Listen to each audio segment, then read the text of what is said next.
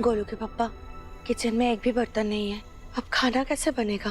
आप कुछ पैसे देंगे? मैं बाजार जाके खाने के लिए कुछ सामान लेकर आती हूँ। कविता, आज तो त्योहार का दिन है, सारी दुकानें बंद होंगी। बाहर से खाना ऑर्डर कर देते हैं ना। नहीं, उससे तो आपको पेट में तकलीफ होती है ना। अब क्या करें? आज हम सब लोग भूखे रहेंगे क्या?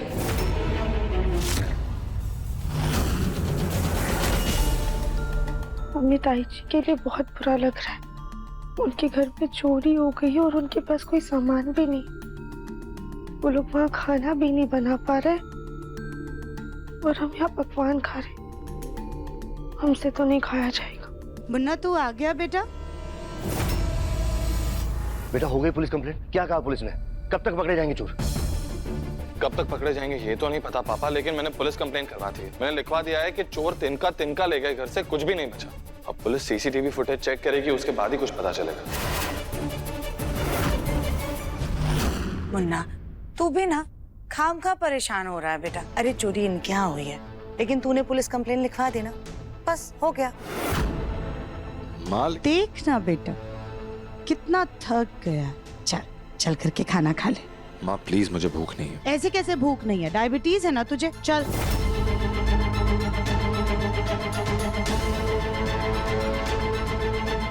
कली, मुझे भी बहुत भूख लगी है। खाने में क्या बनाया है? गोलू जी, घर में एक भी बर्तन नहीं है, इसलिए खाना नहीं बना है।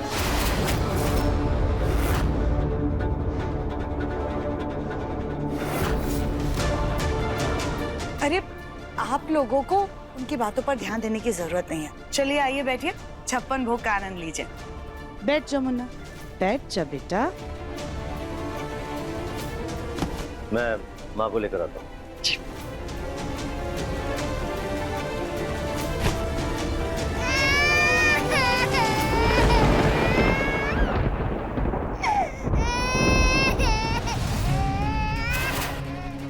गौरी को भी भूख लगी है, घर में गैस भी नहीं है, कैसे गरम करें? खबरदार, अभी मना किया था ना कि उधर की बातों पर कान लगाने की जरूरत नहीं है। तुम चुपचाप अपने पति को खाना परोसो, समझी? वो लोग अपना देख लेंगे। सुजाता, इतनी भी कठोर मत बनो। बुरा वक्त है, कभी भी किसी के ऊपर भी आ सकता है। आज कविता के ऊपर आया है, कल को तुम्हारी बारी भी आ सकती है। राधिका, बेटा कुछ बर्तन इनको दे दो, कम से कम खाना बना के तो खा सके। जी जी दादी। ताई जी आइए।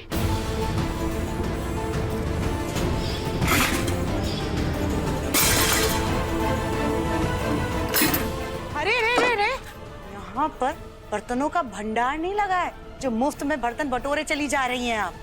गिनती के सिर्फ 4 बर्तन लेकर के जाइएगा।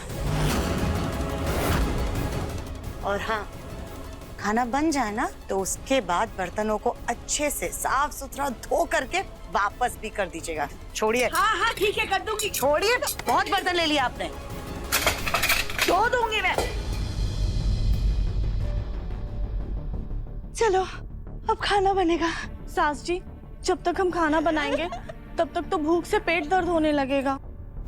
भाभी, हमने एक्स्ट्रा खाना बनाया है और गौरी के लिए दूध भी गर्म किया है। ठीक है देवरानी जी। सत्यानाश, पता नहीं हमें भी कहां से ये दानवीर बहू मिल गई है। इसका बस चले तो हमारा हिस्सा भी उठा करके उन्हीं लोगों को दान दे दे। बस हो गया माँ, तंग आ गया हूं मैं आपके इस बर्ताव से। क्या गलत कहा राधिका ने? क्यों टोक रही हैं आप उसे? राधिका प्लीज जाओ, उन्हें खाना दे दो।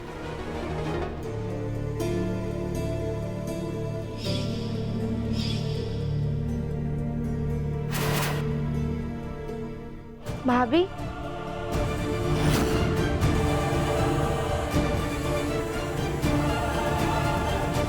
धन्यवाद देवरानी जी। चलो वैसे अच्छा ही है, कहते हैं महाशिवरात्रि पर दान पुण्य करना चाहिए। हम भी यही सोचेंगे कि हमने दान पुण्य कर दिया।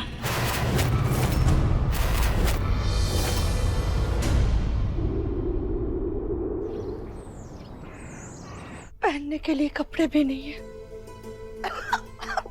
अब इन कपड़ों से भी बदबू आने लगी है। क्या करूं मैं? कविता मैडम जी, तुम कौन? आपने हमें पिछले हफ्ते घर काम करने के लिए बुलाया था, पर हमें अचानक गांव जाना पड़ा और हम कल ही गांव से वापस आए हैं।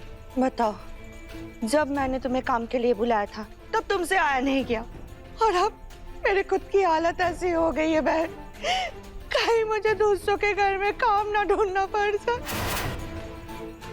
तुम जाओ यहाँ से, काम के लिए कोई और घर ढूंढ लो, जाओ तुम। ठीक है मैडम। एक मिनट,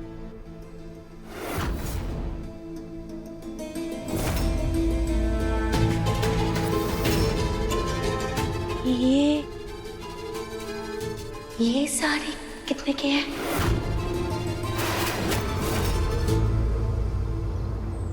अरे वाह, हमने जो साड़ी मंगाई थी वो आ गई। देखते हैं कैसी है।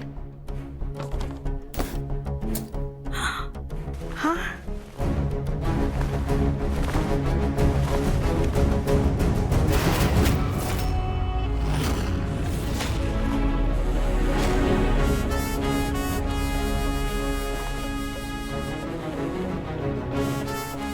माँ जी, आरती।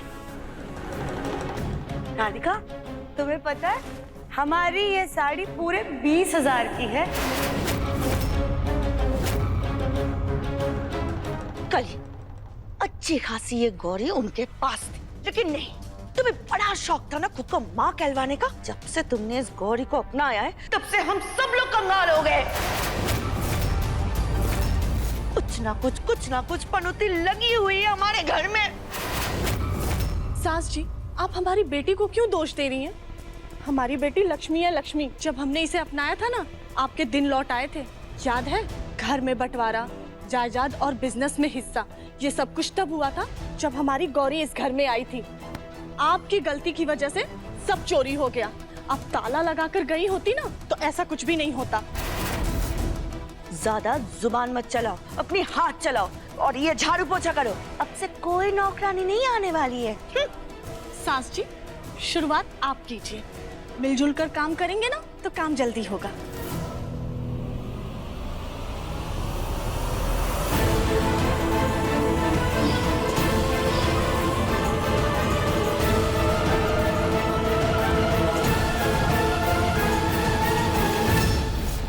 कविता के घर में चोरी हुई और इसने नौकरानी रख ली। मम्मी जी, ये मैं हूँ कविता। कविता, कली, तुम दोनों ने क्या हालत बना रखी है? एक भी कपड़ा नहीं छोड़ा उन चोरों ने। आप भी बताइए मैं क्या पहनती, इसलिए नौकरानी से कपड़े लिए मम्मी जी। अम्मी, इसकी क्या जरूरत थी? गोलू बेटा, तो मैं क्या करती बता? ना बर्तन है, ना पैसे है, ना गहने, कुछ भी तो नहीं है अभी हमारे पास। बस दूसरों से मांग मांग कर ही काम चला रहे हैं बस। माँ, आप तो ऐसे बोल रही हो जैसे हमारे पास एक पैसा भी नहीं बचा जो आपको दूसरों से मांगने की जरूरत पड़ रही है।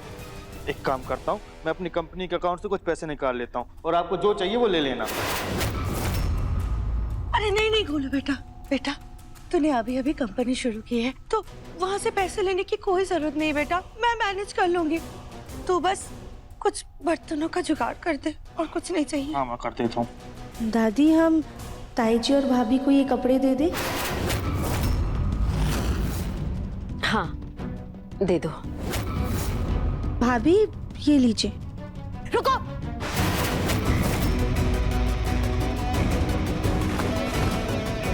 कोई जरूरत नहीं है।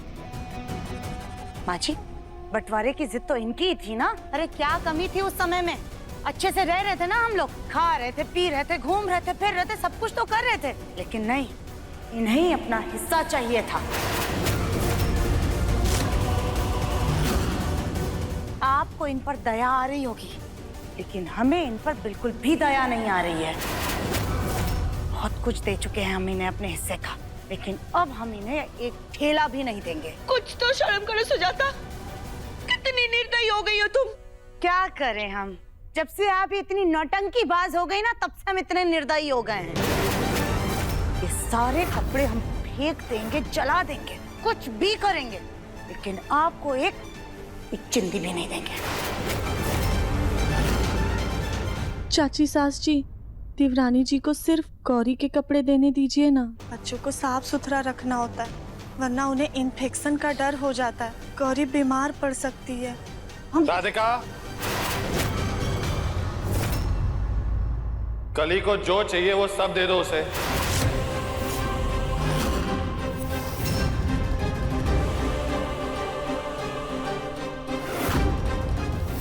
और मां, आप बस कीजिए। आप बंटवारा भले ही हो गया हो, लेकिन भूलिए मत, हम अब भी एक परिवार हैं। तुम इतनी बड़ी होकर नासमझी कैसे कर सकती हो सुजाता? सीखो, इन बच्चों से कुछ सीखो।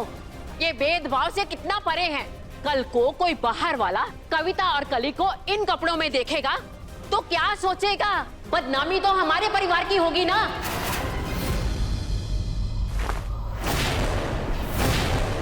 दे दीजिए, सब कुछ उठा करके दे दीजिए। वैसे भी तो हम अपना हिस्सा पहले इनको दे चुके हैं। अब और भी जो कुछ बचा है ना वो भी दे दीजिए। ये नई साड़ी हमने अपने लिए मंगाई थी, लेकिन ये साड़ी भी उठा करके इनको ही दे दीजिए। अभी आप लोगों को हमारी बात समझ में नहीं आ रही है, लेकिन हम कह देते हैं, जब हमारी बात समझ में आएगी ना, बहुत देर हो चुकी होगी। आप सब लोग पछताएंगे, पछताएंगे सब। मान ही नहीं रहे हमारी बात।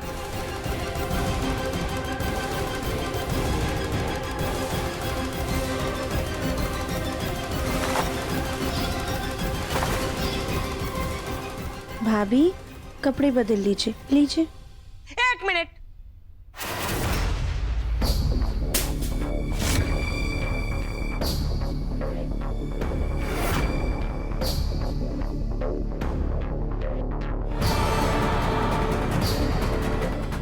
खबरदार कली, अगर इन कपड़ों को लिया तो गौरी के लिए लेना है तो ले लो, मेरे लिए या फिर खुद के लिए कुछ भी नहीं लोगी तुम। मैं आग लगा दूंगी इन कपड़ों में, लेकिन इतना कुछ सुनने के बाद इन्हें नहीं पहनूंगी।